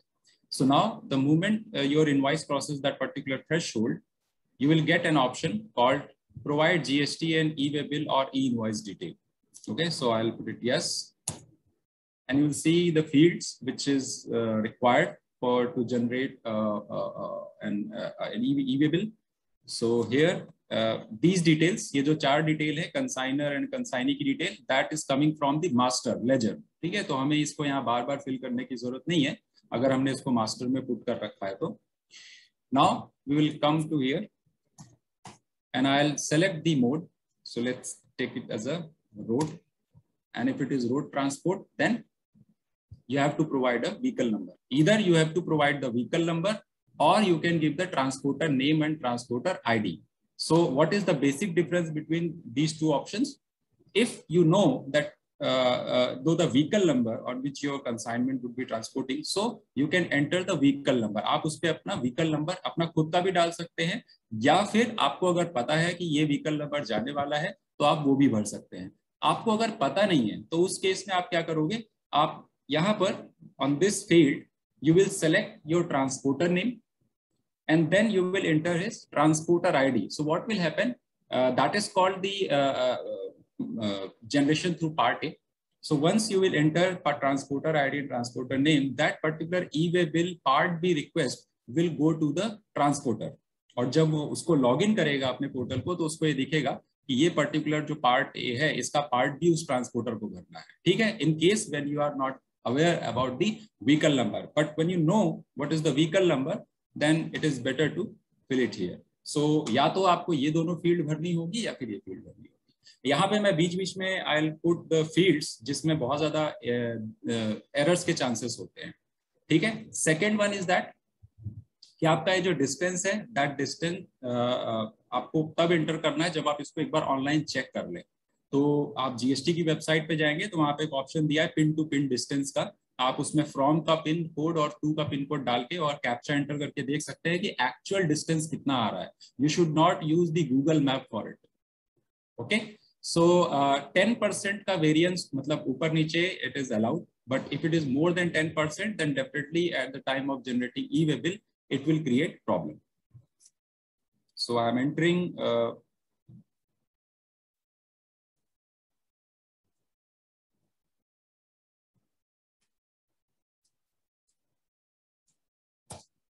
okay, and I am selecting if it is a regular vehicle type, then I'll take regular, or if it's over dimensional cargo, I'll select over dimensional cargo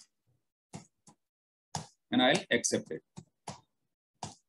So once you accept it, if there is any error, let's say if I forgot to mention this tax component at the end of the invoice, so Tally will prompt you that you are doing a mistake. Okay, you are, and it will tell you the entire thing कि ये चीजें आप miss कर रहे हो.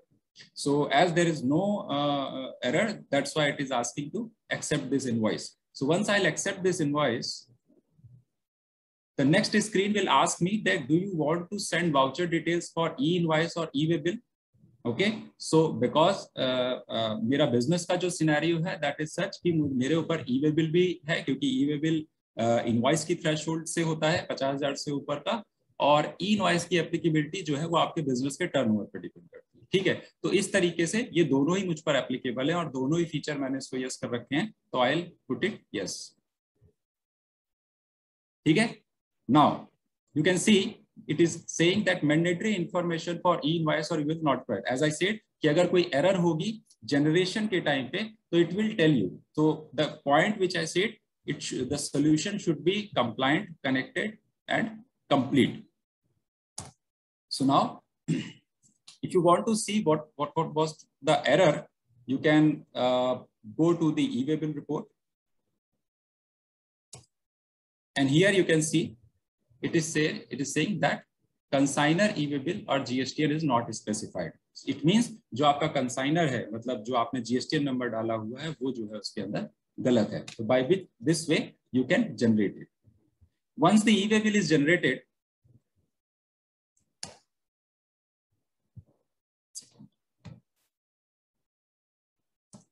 this is the current one. Yes.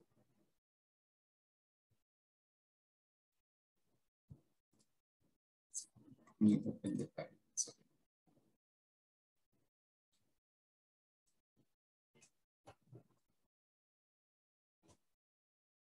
Okay, once the tally thing is generated, then you can see the printout.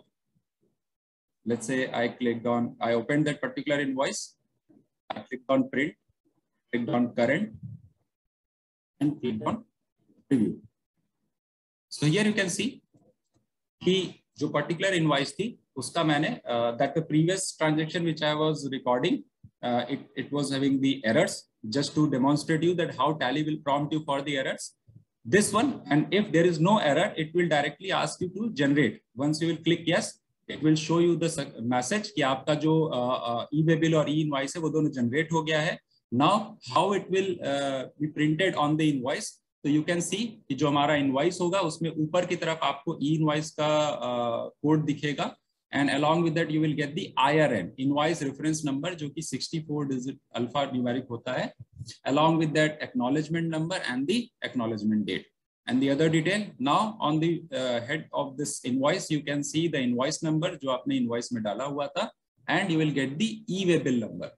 अब कई बार requirement आती है कि हमें e-waybill भी print करना है detailed, ठीक है? तो वैसे तो tracking mechanism ऐसा है कि आप waybill number डालकर भी इसको check कर सकते हैं, ठीक है? But Tally gives you an additional advantage that Tally prints e-waybill on the second page. Okay, so this is the first page, and on the second page you can see there is a detailed printout of your e-waybill. Okay, along with your IRN and waybill number, जो कि यहाँ पर भी लिखा है और वहाँ पर भी, ठीक है? So that is the first advantage कि आपको transaction सिर्फ एक बार करना है और आपका उसी transaction का data आपसे waybill भी create हो रहा है और आपसे इनवॉइस बनेगा. और इससे ज्यादा अच्छी बात यह है कि आपको किसी पोर्टल पे जाने की जरूरत नहीं है, बिकॉज टाइम कम है, इसलिए विद इन द प्रोडक्ट आप इसमें इनवॉइस का कैंसिलेशन भी कर सकते हैं, ये with in the product he possible है, ठीक है। बट एक चीज जो आपको ध्यान रखनी है, अगर आपने ई इनवॉइस के साथ साथ वे बिल बनाया हुआ है, तो जब तक आप वे बिल को कैंसिल नहीं करेंगे तब तक ई इनवॉइस का कैंसिलेशन नहीं होगा। It will throw an error whenever you will try to cancel the e invoice. Okay, so that was the first topic in which I demonstrated that how we can generate the way bill along with your e-invoice with the data you are entering into the Tally voucher. Okay, so that was the first thing. Now we come to the second point, which is GSTN and HSN validation. So GSTN and HSN validation क्या है और इसकी requirement क्यों पड़ रही है? बस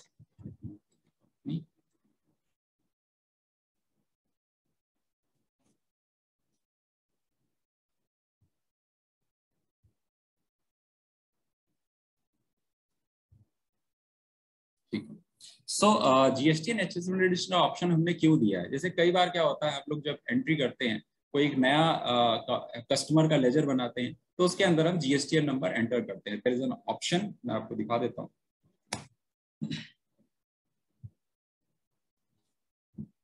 सो let's say there is a company called TCI India, ठीक है, जो मेरी पार्टी है, और इसका मैंने मास्टर टैली में क्रिएट कर लिया है and I entered one GSTN number here. So एक रास्ता यहाँ पर ये होता है कि हमें आज के समय अगर देखा, जैसे से कंप्लायंस जो है लेवल बढ़ता जा रहा है, जैसे कि अगर आप देखिए अभी कुछ महीने पहले एक अलर्ट आया था कि भाई अगर जो मतलब कंटिन्यूअस डिफॉल्ट कर रहे हैं अपना रिटर्न भरने में, उनका वे बिल जनरेशन बंद हो जाएगा और रिटर्न भी भरना नहीं पाएंगे जब तक वो अपनी प्रीसीडिंग रिटर्न्स पूरी तरह से भर नहीं देते। तो इस केस में प्रॉब्लम किसको है? इस केस में प्रॉब्लम, जैसे सर भी कोट कर रहे थे, कि प्रॉब्लम तो बायर के लिए हो रही है, because that person will not get the ITC जब तक कि सामने वाला उसका रिटर्न फाइल नहीं कर देगा, ठीक है। नवजोत जी, अगर मैं कहीं गलत हूँ डोमेन में तो प्लीज मुझे करेक्ट करिएगा। तो इन सब चीजों में ज्यादा इंपॉर्टेंट हो जाता है कि आप जो भी डेटा एंटर कर रहे हैं एटलीस्ट उसकी डिटेल आपके पास अवेलेबल हो, आपको ये पता हो कि कोई ऐसी पार्टी है क्या जिसका ई वे बिल फैसिलिटी ब्लॉक्ड है, ठीक है, उसने प्रॉपर रिटर्न फाइल किया है कि नहीं किया है, ठीक है। तो that details are available on the portal. आप पोर्टल पे जाइए, जीएसटीएन सर्च में जाइए, वहां पे जीएसटीएन नंबर डालिए, कैप्चा भरिए और that will give you the details. But now these details are available in Tally product also. Okay, so how we can do that? So let's say I am creating one party master which is TCI India. It is my supplier. It's a creditor. It means it is our supplier or vendor. इसका address है, state and then GSTN number. So once you are entering this GSTN detail in the ledger, आप ledger में जब इसको enter कर रहे हो, you will get one button here called Get GSTN and UIN Info. ठीक है, आपको इसके ऊपर click करना है. It will ask you, do you want to get the GSTN UIN detail? This GSTN number, press yes, and you need to give the login. I think login is one second, let me copy the username.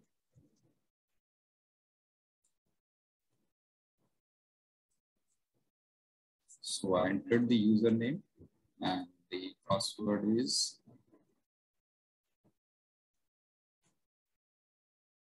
okay. So once you entered the username and password, which is your NIC portal user and password, that will give you the detail. So this is the name which I have entered in my master. Okay, that is the TCI India. जो कि आप कुछ और भी लिख सकते हो। इसके बाद the GSTN जो हमने एंटर किया, and as per GSTN portal पे इसका ट्रेड नेम क्या है और लीगल नेम क्या है और इसका स्टेटस क्या है, ठीक है। तो स्टेटस इज शोइंग एक्टिव और ई वे बिल स्टेटस अभी इसके पास नहीं है, it means that might be active. Okay, so this is a detail, but ये वन बाय वन चेक करने की प्रोसेस है। Once again I am showing you the process. Just open the master and enter the GSTN number and after that click on get GSTN and UIN, ठीक है। So you will click on that, press yes. Okay, because मैंने अभी user ID password inter किया है, तो अब ये अगले 6 घंटे तक आपके सिस्टम पे पासवर्ड नहीं पूछेगा, ठीक है। That is just a convenience part कि आपका सिस्टम अगले 6 घंटे तक आपसे पासवर्ड नहीं पूछेगा, बट जैसे ही 6 घंटे से ऊपर होंगे again it will ask you the password. Okay, so that is the one by one thing. Now I want to check all the GSTN number of my debtors and creditor in one go. with one click. So how that is possible? How is it possible? So for that I will go on GoTo. आप ऊपर की तरफ देखोगे तो बीच में एक button दिया है GoTo ने, जिसको हम टैली प्राइम का गूगल भी कहते हैं, ठीक है।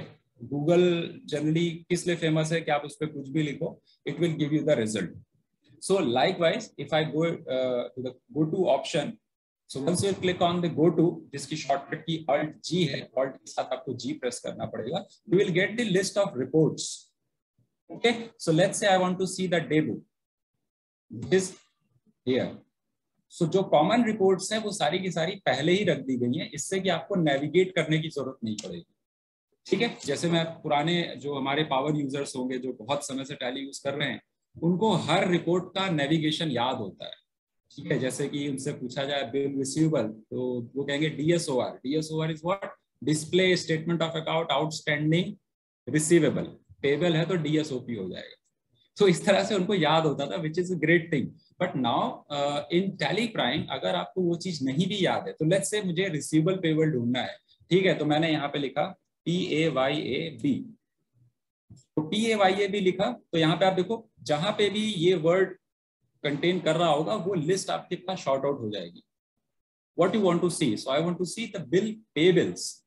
So you can click on this और आप bill payable की रिपोर्ट पे आ जाएंगे. As there is no data for this particular date period, that's why it is blank. But you can access it. Okay. Likewise, if I want to see the stock summary, you will click and type here stock summary. The report will get shortlisted. Just click on. You will get the stock summary. Fine. So this is the magic of GoTo. तो आपको याद रखने की जरूरत नहीं है, आपको सिर्फ उस रिपोर्ट का नाम पता होना चाहिए, and you can access it from one place, which is GoTo. So now I was talking about the how we can validate or all our debtors and creditors GSTN number in one go. So for that you will click on GoTo. You will type update RT GSTN. Okay. Once you will type update, you will get one option which is update RT GSTN. Press enter. आपको किस group के लिए करना है? I selected all item, all ledgers. You will get the list of all ledgers. Okay, सारे ledgers की list आपके पास आ जाएगी. एंड इसके बाद आपको अगेन यहाँ पे get GSTN info पे क्लिक करना है. Select all parties and after that press yes. Okay, because मैंने एक बार पासवर्ड दे रखा है तो it is not asking for the password and you can see the list is here. validated list is here. ये आपके master का नाम है, ये GSTN है जो आपने दिया है और ये पोर्टल की डिटेल है जो ब्लू कलर में दिख रही है, ठीक है। तो आप देख सकते हैं पहली कंपनी एयर एशिया महाराष्ट्र, जिसका ट्रेड नेम टेस्ट 123 है. बेसिकली ये बनाया गया है, क्रिएट किया गया है फॉर डेमोन्स्ट्रेशन पर्पस. इसका स्टेटस एक्टिव है बट इसका ई-वे बिल फैसिलिटी वो ब्लॉक है. तो इसी तरीके से किसी भी आपके सप्लायर की, क्योंकि जनरली आपको ई-वे बिल फैसिलिटी जो है वो सप्लायर में ही चेक करनी है, ठीक है, कस्टमर पे इसका आपकी तरफ से कोई इम्पैक्ट नहीं है, ठीक है। बिकॉज जो भी आप ई-वे बिल बना सकते हो, आप पहले तो देखना है आपका ब्लॉक ना हो, ठीक है, वरना आपकी सप्लाई भी जो बाहर जा रही है वो इम्पैक्ट करेगी. और दूसरा आपके सप्लायर का, आपके वेंडर का ई-वे बिल ब्लॉक ना, ठीक है, जो आपको प्रोवाइड कर रहा है चीजें, ठीक है. इसी तरीके से अगर कहीं मिसमैच है तो that will come under request rejected, जहां पे GSTN मैच नहीं किया है.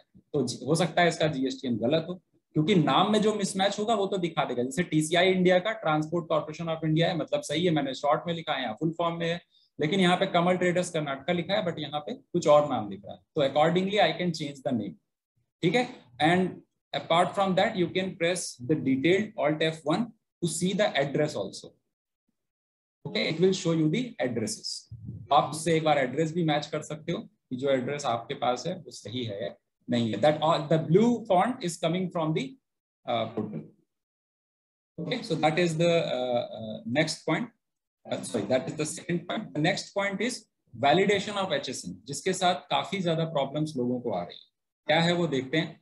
तो वैलिडेशन ऑफ HSN में हमने ये एक फीचर दिया हुआ है कि कई यूजर HSN डालते वक्त कुछ ना कुछ मिस्टेक कर देते हैं, या मोस्ट ऑफ द टाइम हम क्या करते हैं कि लेट्स से मेरे ऊपर 6 डिजिट का HSN है, तो मेरे सप्लायर का जो इनवॉइस आ रहा है उसमें से जो उसने उस प्रोडक्ट का HSN लिया है, मान लीजिए उसने 8 डिजिट लिखे हुए हैं और मेरे बिजनेस पे 6 डिजिट एप्लीकेबल है, मान लेते हैं. हो सकता है कि वो एक्सपोर्ट कर रहा हो या कुछ कर रहा हो, तो इसके लिए उसने 8 डिजिट मेंटेन कर रखा है. नाउ जब इनवाइस मेरे पास आ रही है तो इनवाइस करने के टाइम पे मुझे 6 डिजिट करना है, तो मैंने क्या किया, मैंने लास्ट के 2 डिजिट HSN में से हटा दिए एंड वो 6 डिजिट का कोड मैंने टैली के अंदर इंटर कर दिया। नाउ द प्रॉब्लम इज कि आपको 6 डिजिट अपने 8 डिजिट के कोड को ट्रंकेट करके नहीं बनाना है, because there is a separate 6 digit code given on GST portal. आप GST पोर्टल पे जाइए, वहां पे HSN SSC सर्च में जाइए, आप पर्टिकुलर HSN इंटर कीजिए, आपको वो पोर्टल खुद बताएगा that what is the 6 digit HSN code for that particular HSN। Okay, तो आपको वो 6 डिजिट का HSN डालना है, ना कि 8 डिजिट में से पीछे के 2 हटा देना। And that is the big problem, जहां पे लोगों को ये एरर आ रहा है, क्योंकि वो एंटर करते हो टैली में तो डाल देंगे, लेकिन जब वो वेबिल बनाएंगे तो फिर उनको उसमें दिक्कत आएगा, या इनवॉइस बनाएंगे तो उसमें उनको दिक्कत आएगा, portal will throw the error. Okay, so let's see how this validation things work. So let's say I've created one stock item. Okay.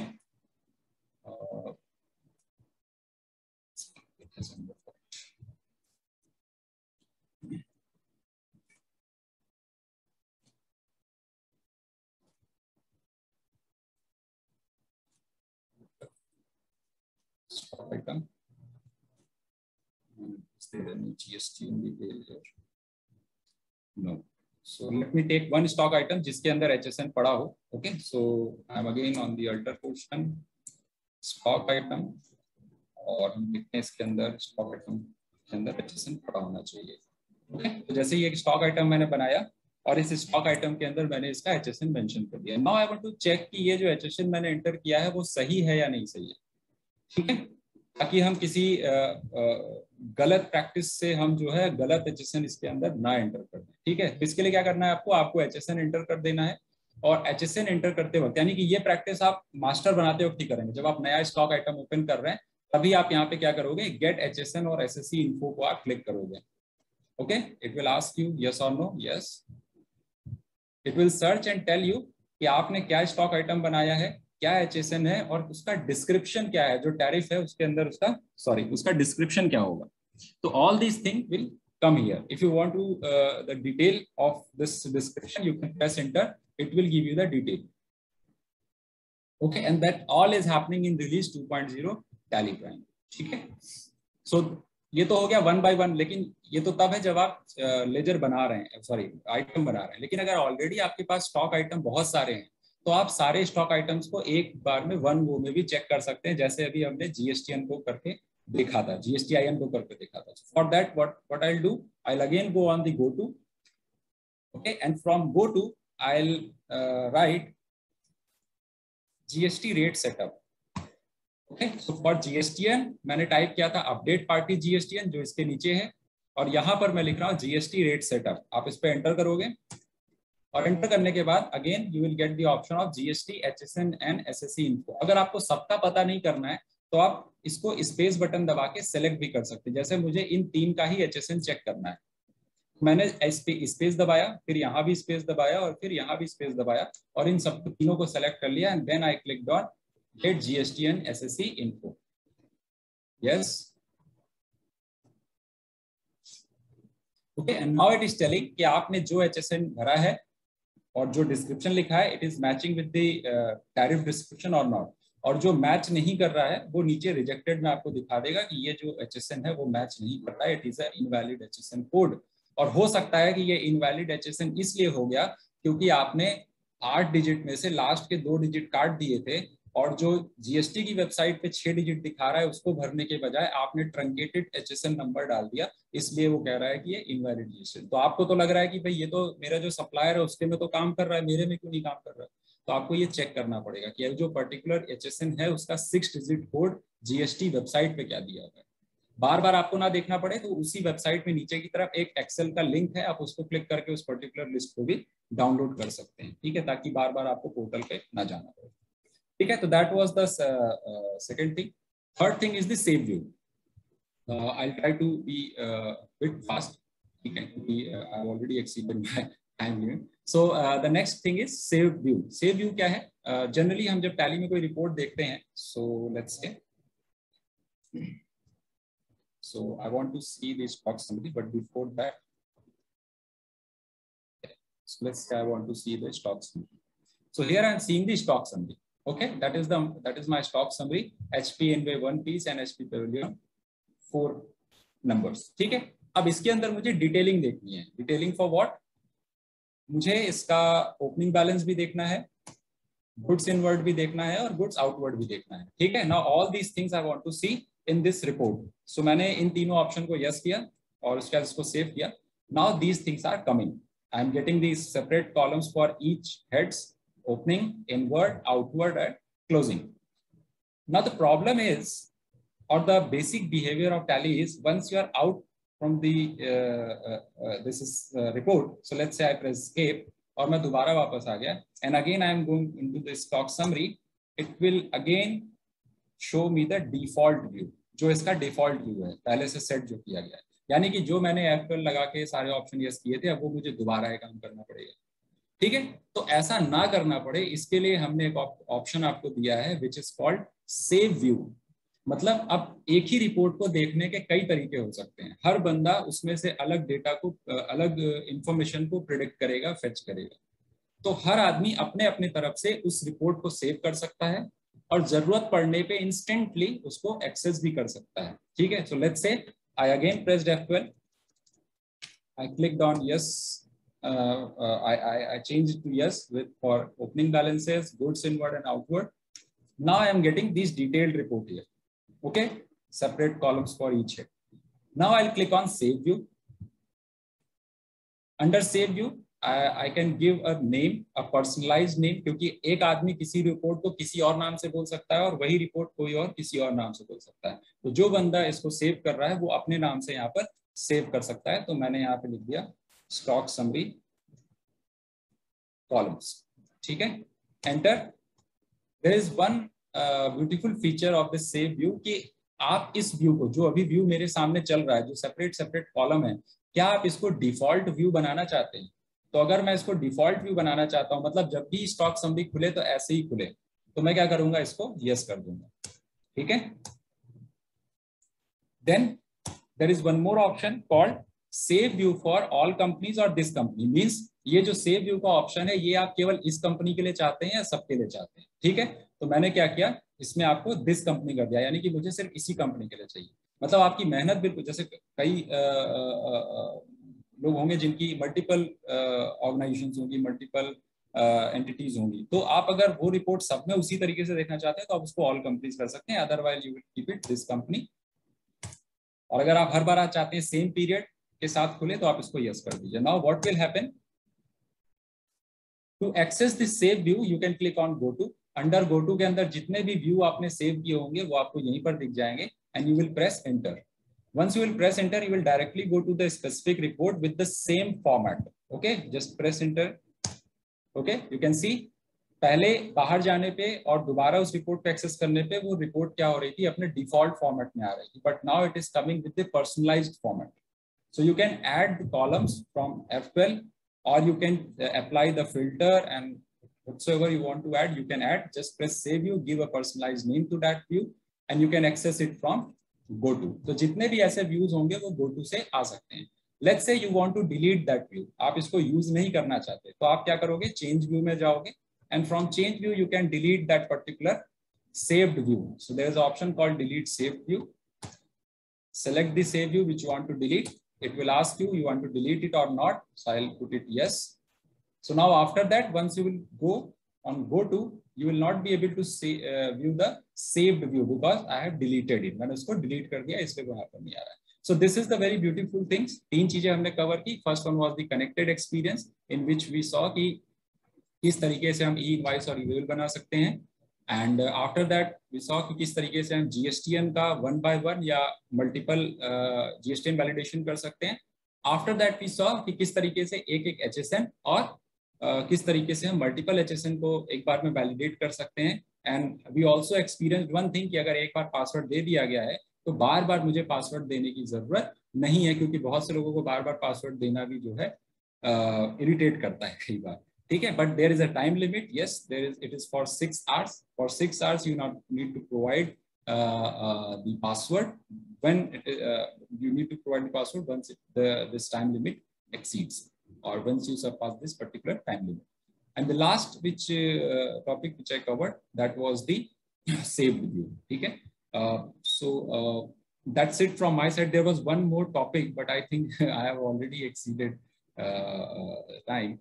So I think I should stop it here. So that's it from my side. Thank you Deepak ji.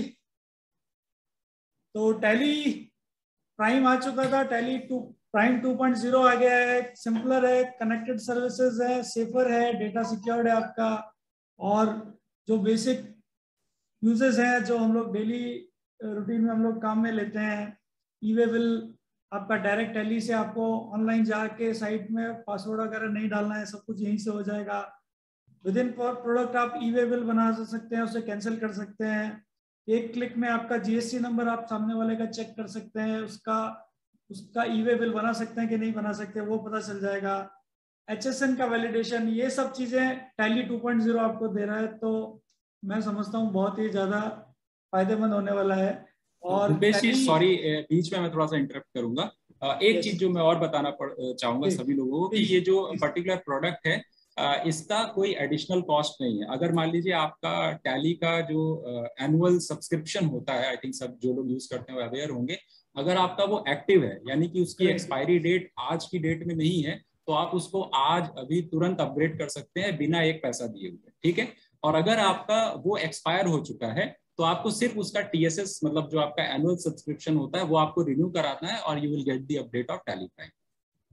Simple एक update में आपको ये सब services मिल रही हैं।